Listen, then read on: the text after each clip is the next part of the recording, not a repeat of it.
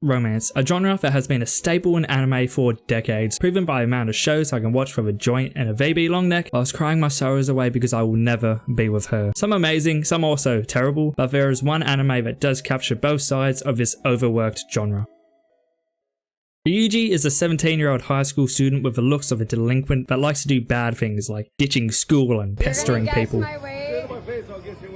Oh god, no. But in reality, he's actually kind of chill, which explains why his eyes are smaller than everyone else's. But in a world where everyone is scared of him, there is someone who isn't afraid of him at all. Meet Taiga, the 4'9" tsundere that is kind of crazy. As it turns out, Ryuji is in love with Taiga's best friend, and Taiga is in love with Ryuji's best friend. And so, the two agree to help each other with their love interests, but things might just get a little freaky along the way.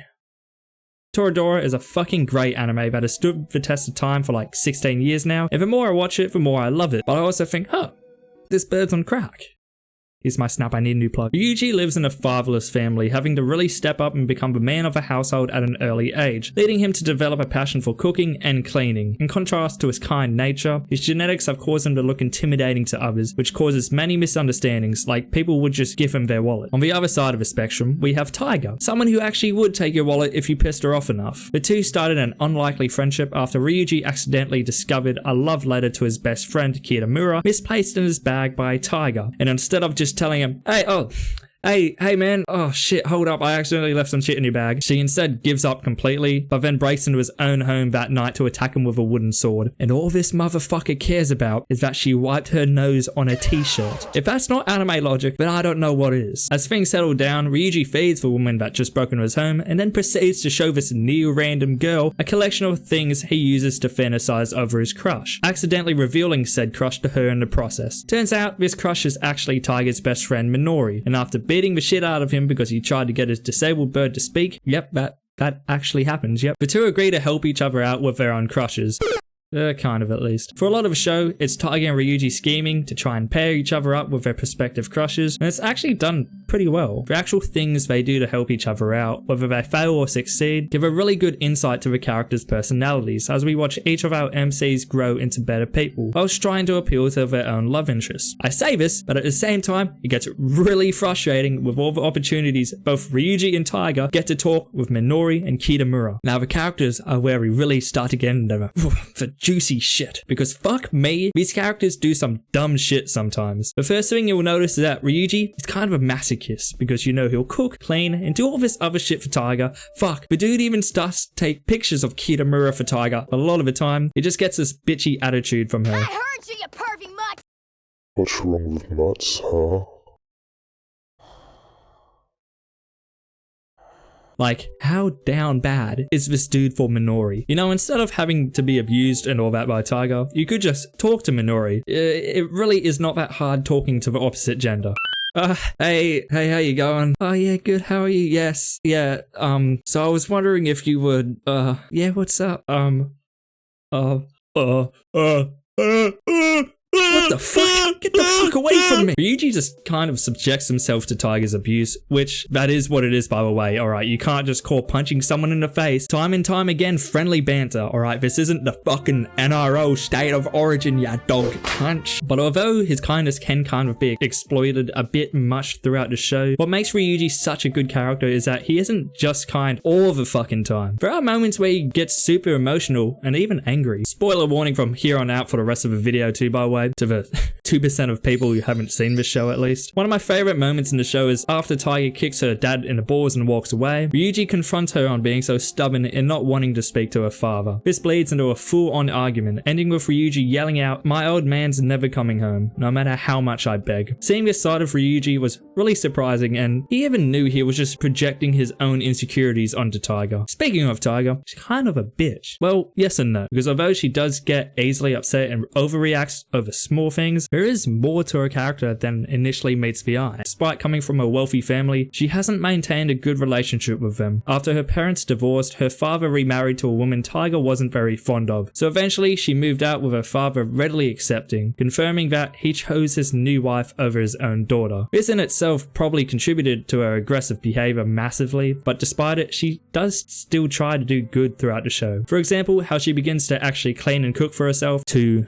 very basic human things, by the way, in an effort to get Ryuji closer to Minori. Like, although Taiga follows the tsundere trope to the bone, she really is more than just that. One of the more notable scenes in the show follows Taiga realizing her real feelings for Ryuji. After a school Christmas party, Taiga leaves to go home to wait for Santa, and on the way tells Minori to go see Ryuji. Ryuji, realizing what this means, or figuring out that she's schizophrenic, goes to her apartment dressed up as a bear Santa Claus in order to cheer her up so she knows that she's not alone. But with confidence, she pushes him out the front door, telling him to go meet with Minori. Going back inside, we see her facade break down as tears begin running down her face. And as she realizes she won't be by Ryuji's side anymore, she sprints out the door chasing after him. But with Ryuji nowhere to be seen, she collapses to her knees, all alone. This scene is incredible, and although it didn't make me shed a tear, it's still really good. Both Taiga and Ryuji are just great characters. In a lot of romance anime, the tropes used for the characters are used because what the fuck is creative writing? But here there are very valid reasons for Ryuji and Taiga to behave how they do. I mean, most of the time. Then we have Kitamura and Minori. I don't like them all that much. They're both kind of seen as the perfect characters in the show, with what on the outside seem to be very minor flaws, but obviously we know that's not true. Starting with Kitamura, he's the vice president of the student council, the class rep, and the captain of the boys softball team. But guess what? He's actually a fucking edgelord underneath the facade. You see, Kitamura actually has a crush on the student council president. Oh fuck, I would too, man. Step on me!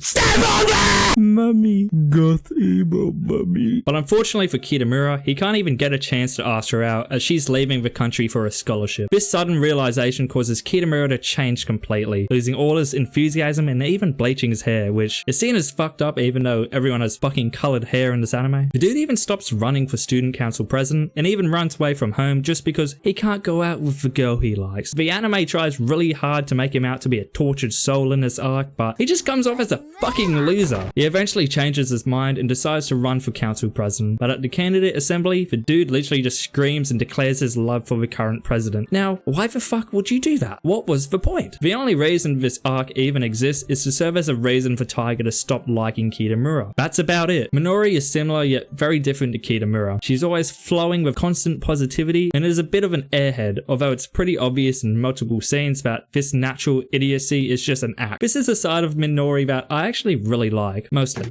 In the beach holiday arc, Minori talks to Ryuji about ghosts, and although she's never seen one, she still believes in them. Continuing, she applies the same belief to falling in love, being how she still has faith in finding her true love, and how she envies those who fall in love so easily. This was an excellent scene. It actually gave Minori some relatability that made me like a character just a bit more. If there are more moments in the show when Minori is an emotional character, this side of her is really good, but her other side is not. When Minori is just in airhead mode, she's just kind of fucking annoying. And it's the same with Kitamura. It just feels too much. And put them in the same scene together and oh my fucking god, I'ma start skits now. Just because Kitamura will just go, ho ho ho, Nando! And Minori will just start fucking screaming. They both just act like they have no brain cells. For example, in the beach holiday arc, when everyone is standing in the kitchen, Kitamura comes out of nowhere in just a towel, not even wrapped around his waist. Minori then starts to take pictures of him, presumably to save to the wank bank, with Kitamura partially dropping the towel with Ryuji covering his junk back up. To be fair, this scene was actually pretty fucking funny, but still like, what the fuck did I just watch? Another character that is similar to these two, but is miles better, is Kawashima. Initially, she's introduced as again a flawless character, but unlike Kitamura and Minori, it doesn't take long to figure out that she puts on the biggest act out of everyone in the show. In reality, she's arrogant and is just straight up a bitch, but she's like this because the only world she's known is modeling, forcing her to put on a good girl act her whole life, likely resulting in her cunt of an attitude. Kawashima's character development is probably the best in the entire show, with her eventually developing more of a middle ground personality across multiple episodes with the help of the rest of the characters. She's the most mature character by far, being the sarcastic voice of reason for a lot of the show, yet even herself realizes that she's got a couple of screws loose as well. And that's what I liked about her. She felt the most realistic out of any character in the show. She understood when shit was just stupid, she slowly changed that was representative of real life, and her part in the show creates some of the best drama between the characters. Toradora has a lot of excellent qualities that make it a must watch for any rom-com anime fan like myself, but one of those is definitely not the com aspect of it. Go on, look up Toradora funny moments on YouTube. I'm straight facing all of this shit, except for this and that. Those are an exception. 90% of the comedy in the show is very generic and relies pretty much on each character's tropes. For example, Ryuji will shit himself if he sees one dirty, unwashed cum sock, and Minori will be like, what the Sigma? My friend card radar is going crazy, but I can't seem to spot any. That doesn't really happen in the show, unfortunately. But unlike the comedy, the drama is fucking great. I think the show nails the drama perfectly, and I'm not talking, oh fuck, my fucking cups have fallen out. Don't worry, baby. I got you. I'm talking about that emotional shit. I'm talking about that Ahashi High School Cultural Festival art. I'm talking about episodes 18 and up, man. I think that when the show isn't trying to shove some trope down your throat, it really does an incredible job of displaying each character's emotions in a very real way. Apart from Kitamura's arc, that was dog shit. When the show is actually trying to be dramatic, that's when the show is amazing. But at the same time, there are parts where the drama progresses through accidental overheard conversation and situations, which a lot of people pointed out. I didn't really notice for them to be that big of a deal. I will say the part where Taiga just goes out of her way to beat up the student council president for relatively no reason was just fucking confusing. Like, she didn't even do anything bad. It was Kitamura that was just being a sook over. Guess what? Someone else's life decision. Oh shit. Wow. The parts in the show that focus just on drama are pretty damn good, but sometimes the romance just ain't like that. Radiohead.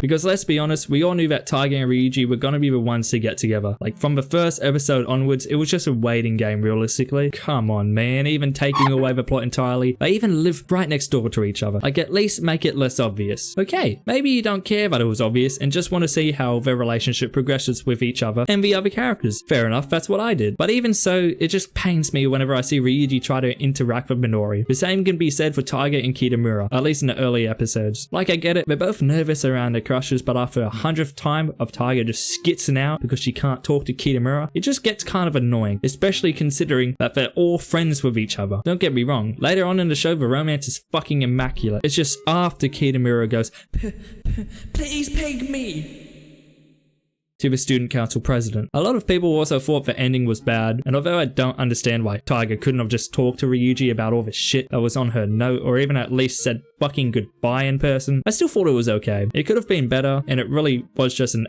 ending, but if you watch the credits all the way through, you'll see a more fitting conclusion. But even with all this shit, even with all the plot points that could have been solved with just basic common sense, I still love this show. Now, I'm gonna take you back to a couple of years ago, when past Baz Daddy's only experience to anime was some random shit from 7 Deadly Sins scrolling through Netflix with my dad at fucking 12 at night. Despite this horrible encounter, I still wanted to try anime out. So, a friend recommended me Toradora, but I was still like, I don't know, but there's anime titties in it. Alright, I guess I'll have to watch it. From the first episode onwards, I was hooked. I would even sneak off to the bathroom at work just to keep watching it. Even with all the generic ass shit and absolutely stupid plot points that make no sense at all, I can ignore all of that for the experience it gave me. I can ignore all the bad things about this anime, not just because it was my first anime, but because if it really wasn't all that good, I wouldn't have kept watching anime. Toradora is both a good and bad anime. It's tropey, the entire plot and some of its plot points are pretty stupid, and a lot of the time, some of the characters can just be obnoxious or annoying. But at the same time, the vibes this anime can produce at times is incredible. The two main characters can be some of the most real characters in any anime, and the drama feels so emotional, made me actually invested in the characters at times. Yep. Even Kitamura. I give Toradora a 9 out of 10. Most of that is because I have a deep attachment to the show because it was my first anime. So realistically, it's probably about an 8 out of 10. And with that, I really don't have much else to say about this show. So thanks for watching the video and thanks for the support my last video received. I really do appreciate it. And I'll see you guys in the next video. Cheers.